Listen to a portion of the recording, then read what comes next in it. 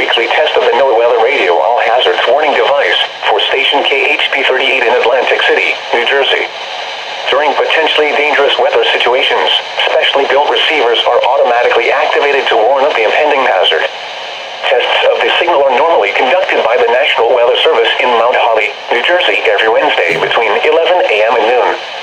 If there is a threat of severe weather during the normal test time, the test will be postponed to the next good weather day. Reception of this broadcast, and especially the warning alarm tone, will vary at any given location. This variability, normally more noticeable at greater distances from the transmitter, can occur even though you are using a good quality receiver in perfect working order.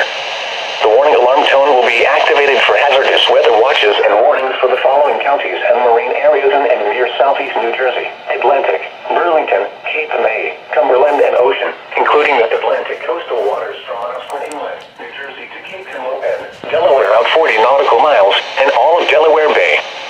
This concludes the weekly test of NOAA Weather Radio All Hazards, station KHB38 in Atlantic City, New Jersey. Thank you for listening to NOAA Weather Radio All Hazards.